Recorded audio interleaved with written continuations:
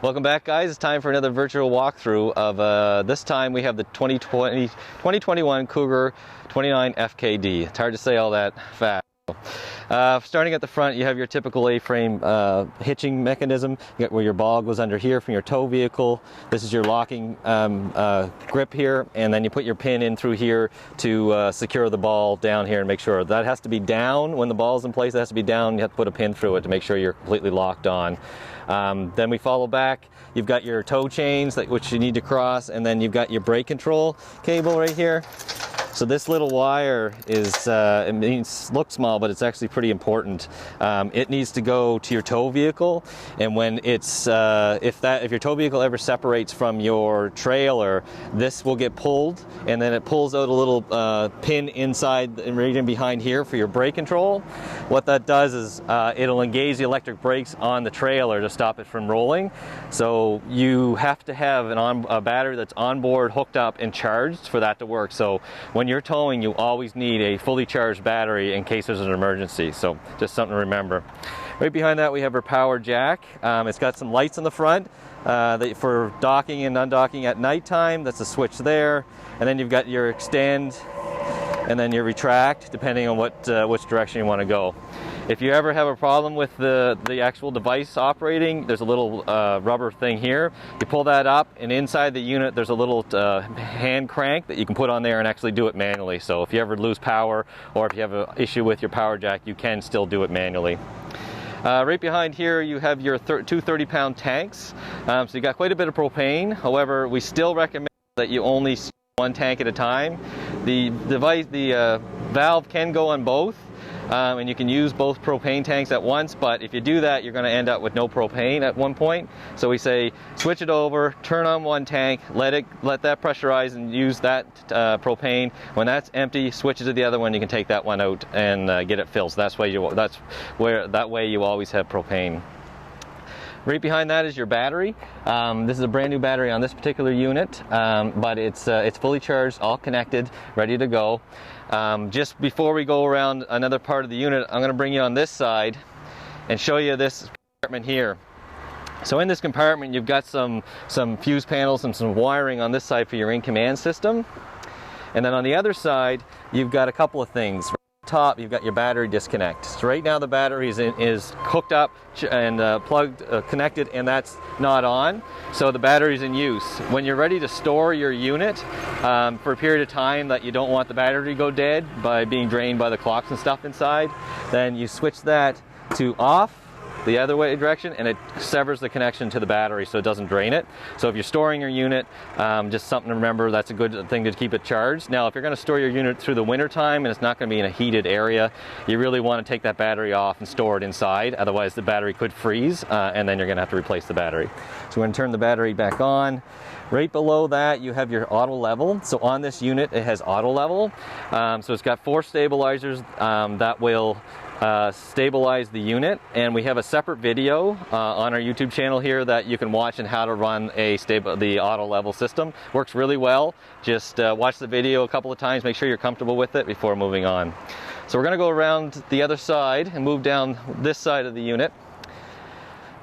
So we start at this point, start talking about maintenance. So on your unit, all these joints around here, along here, and along the slide box, up along the roof, and where the front and the ends of the trailers meet and everything, is all sealed with one type of RV caulking or another.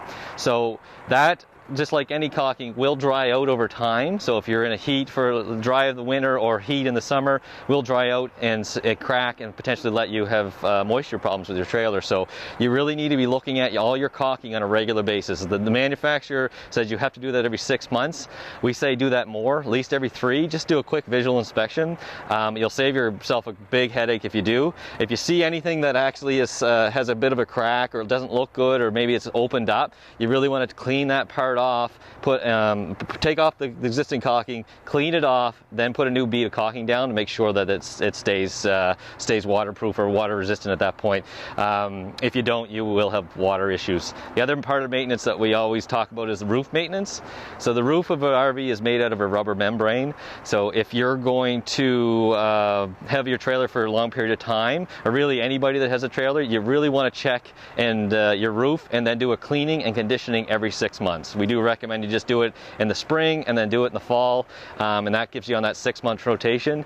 If you don't treat and condition it, your rubber over a period of time will start to crack and pull apart up top, and you'll have potentially, again, moisture issues or cracking in the roof, letting water and stuff into the unit, and you don't want that. So treat and condition your unit, clean it, treat it, condition it. Every RV dealership sells this kind of product, so it's really easy to use. Spray on to clean it, hose it off, then apply the conditioner, and then hose that off, and you're good to go.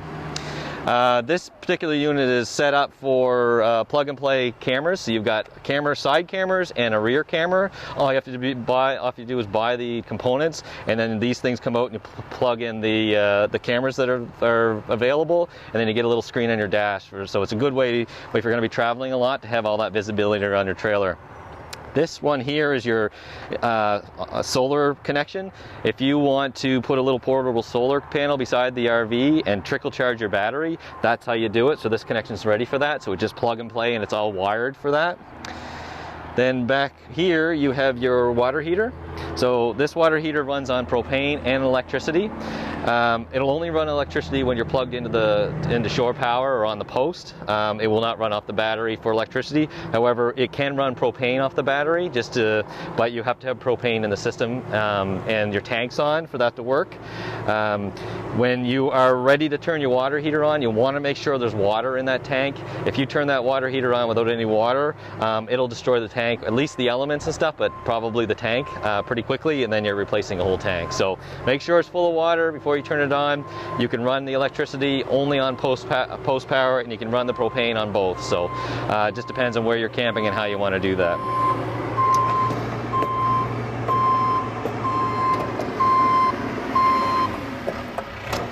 Moving down again, this is one of your big slides on this unit. Always looking at caulking, making sure everything is ready to go. Now, we have a couple of outputs of tanks on this unit. So we've got a black and a gray at the back here, and then you've got a gray at the front. So if we look way underneath, you will see a tank output or a septic system output there. And that's where you're going to connect your sewer hose to do that. Now your black comes out of this one at this end down here. This is where your black is, and there's a handle in there to pull that, so way under there. So when you set up your septic system, you're going to need a couple of different hoses. You're going to need to bring a hose off each one of those, and then into a Y system, and then into one hose down in your septic system. Now, we always say leave your valves closed at all times until you're ready to dump, even when you're connected to a septic system. If you leave those valves open when you're on a septic system in a park, the gases from the septic system can come up that piping and into the unit, and it could be a health concern at that point. So just keep your valves closed. When the panel says inside that it's ready it's 3/4 full to full, it's time to dump it, then you open them up, dump them, and then close them back up. We do recommend, even with these separate gray and black tanks, that you do run you do empty the black first and then followed by the gray. At least the gray is just sink water and shower water, where the septic is your toilet, so you want to rinse the dirtier water down with the slightly cleaner water. So moving down the unit, you got your second slide.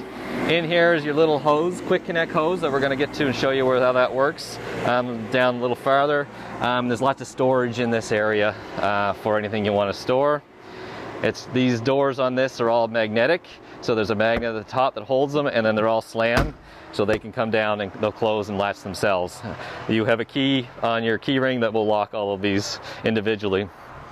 Okay, so right on the back side here we have a couple of different ports or connections.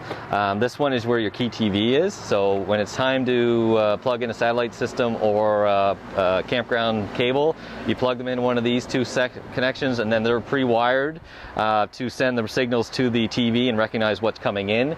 So that's key TV, that's where that goes. Your docking station is right here. So this is important to kind of talk about.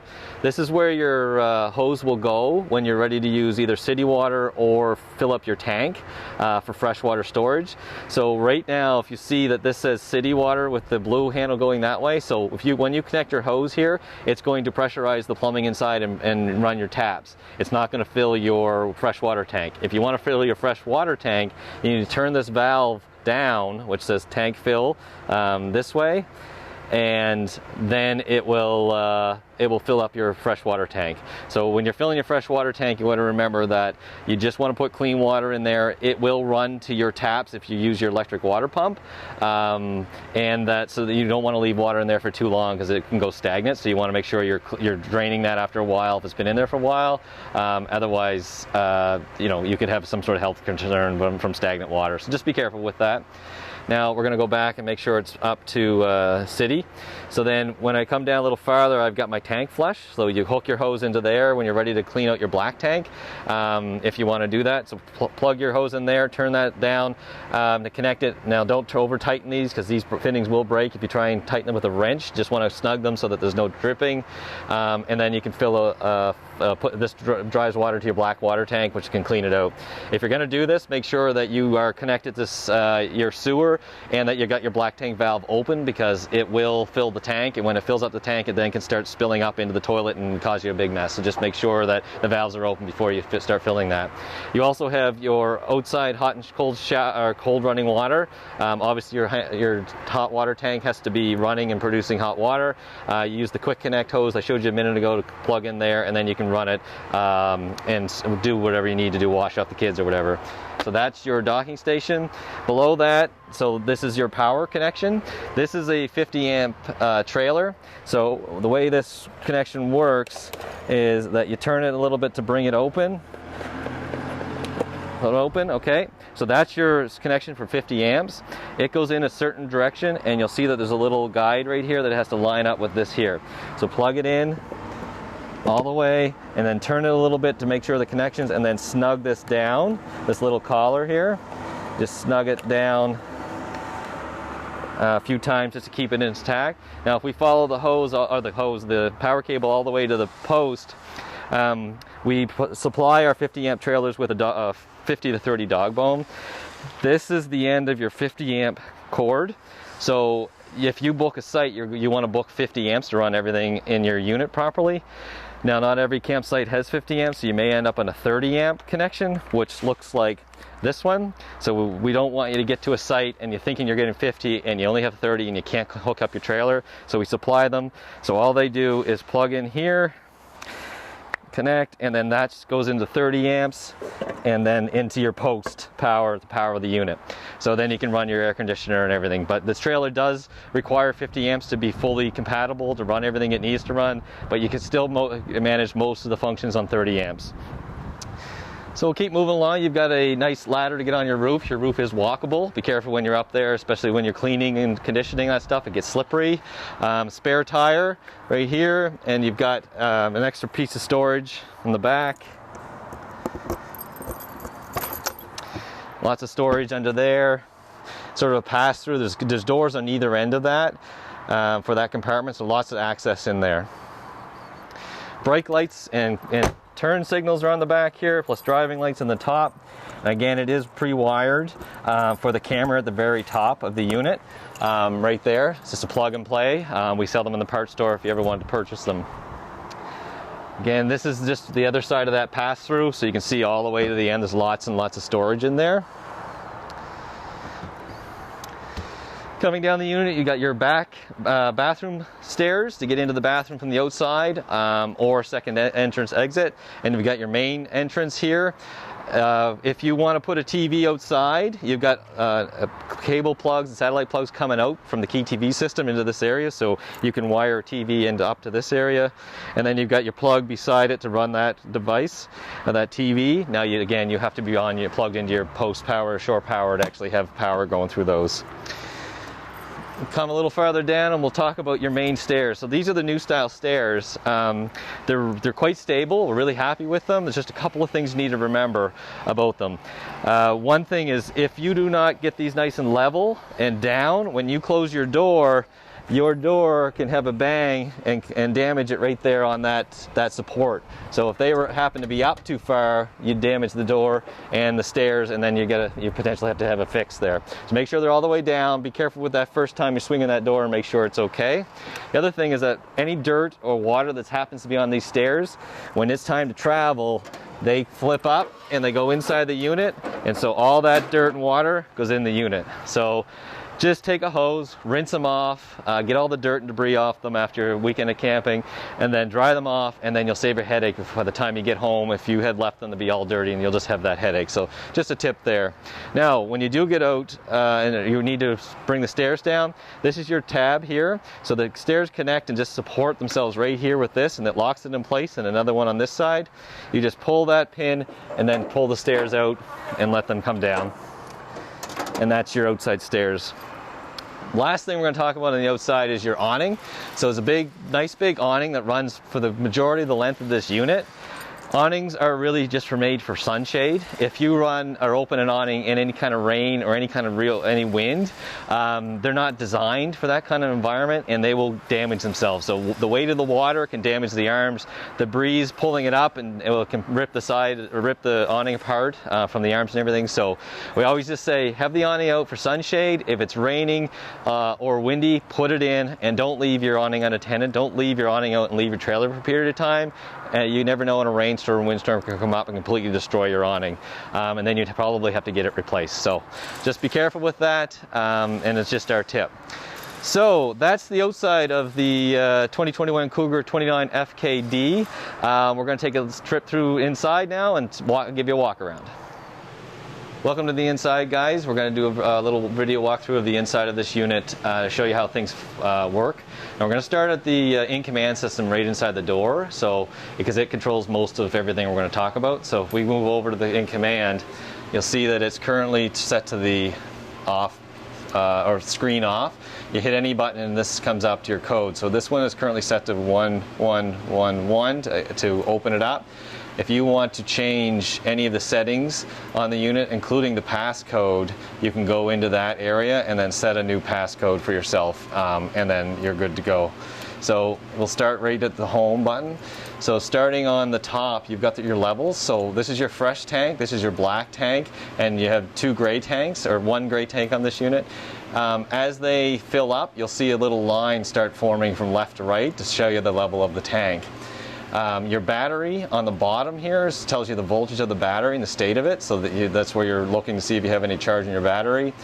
Right beside that, you have your water pump, your electric water pump. If you are going to fill up your fresh water tank and you want to pressurize the system, the plumbing in the system, and use that tank inside, you need to run your electric water pump. It will run off the battery, but you won't be able to get the water out of the tank unless you use that. If you're connected to city water, you don't need to run your water tank or water pump. Right beside it is your options for water heater. So you click the water heater. It's certainly set to off. You can use it on gas, you can use it on electric, or you can do both. Again, you need to have, for gas, you need to have propane tank on, propane in the lines, and water in the tank. And again, with electric, you make sure there's water in the tank, and then same for both. So that's how you operate your water heater. Going back, interior lights, there's a main button for interior lights. So they're set up and defaulted to a certain number of lights in the unit. To turn them on, just click that button, and they come on for you. So then up in the HVAC area, we'll click in there. This unit has the option for 2 ACs on it, but it only has 1. So we have the front AC in this case.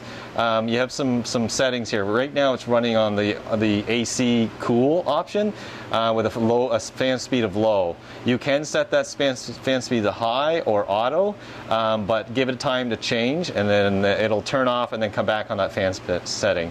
So to set the temperature, the bottom number is what the temperature of the unit is inside currently, and then this 63 here is what we've set the AC to come to. So the AC will run until it brings the temperature down to 63. Now, depending how hot it is, you probably won't achieve 63, so you kind of want to make sure it's just going to be down to a normal temperature, so high 60, even a 70 to 72, which is room temperature, and then the AC will function normally and be able to drop that temperature down to that. When it does get to that temperature, the AC will turn off. So we go to the next option here. You've got the heat option, where you can say I want to run on gas, which is the only option, and then your fan speed set to whatever you want. Now, again, you do have the inside temperature on the bottom and the temperature trying to reach at 70, so you can let the system run the furnace and bring the temperature up to whatever you're trying to get to. Now it's 74 in here right now, so the heat or the furnace is not going to try and ignite. Now if I switch that up to above 74, then it will try and come on. So we're going to set that back.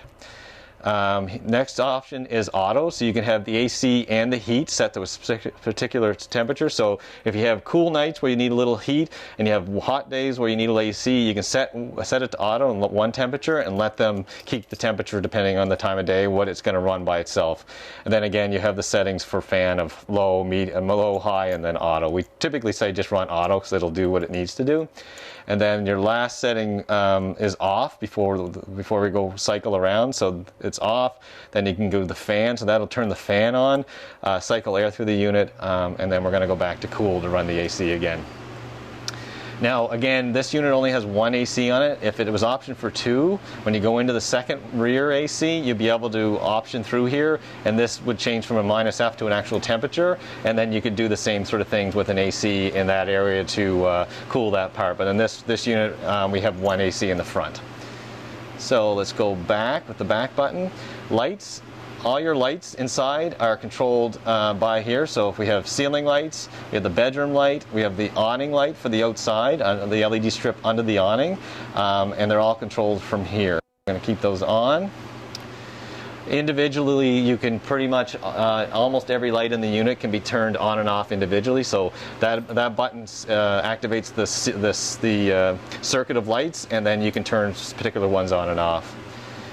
On the slide you have 2 slides. You have your sofa dinette slide, and then you have your bed slide.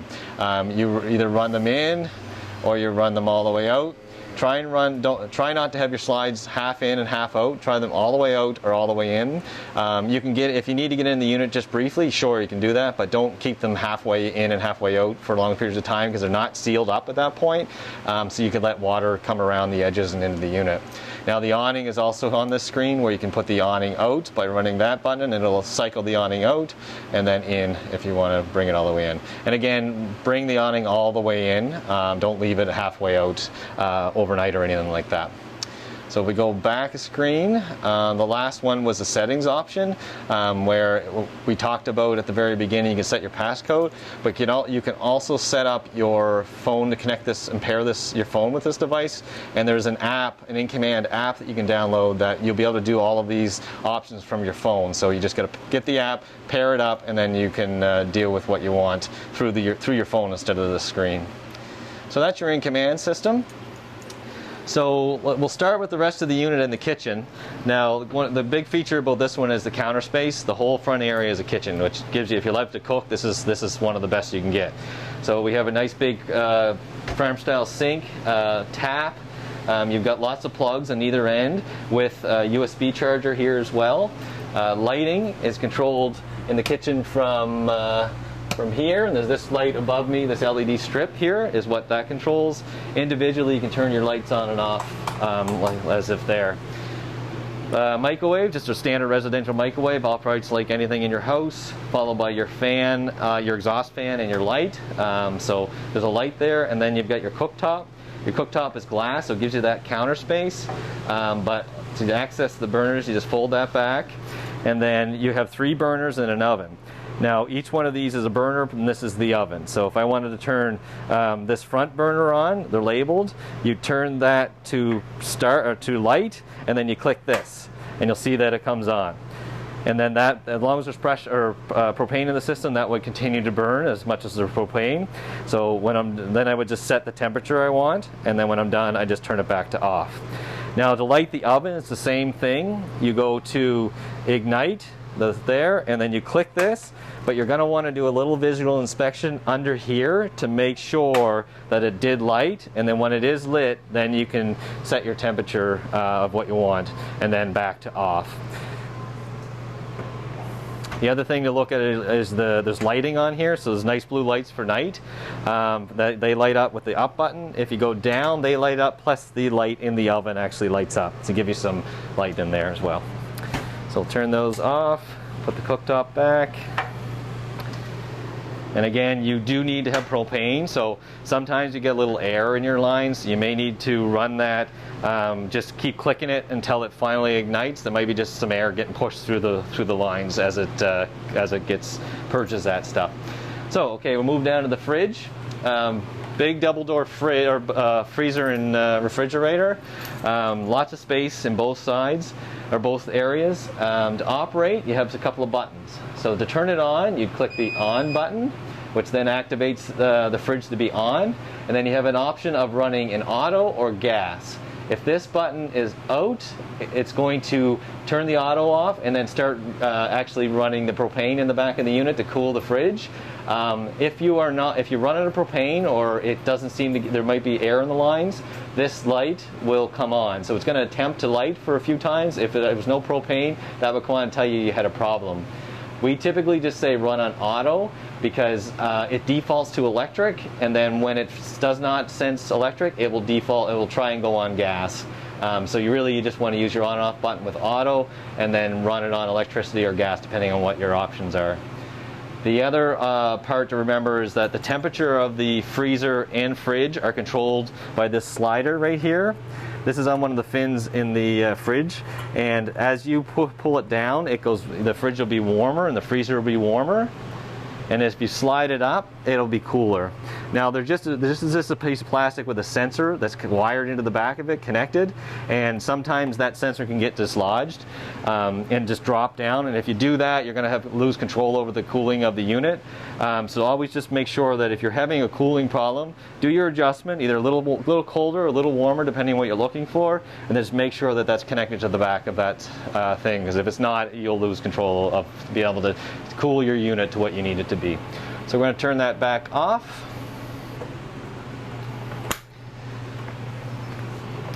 We'll come a little farther down. Lots of storage in here. This is always a great feature.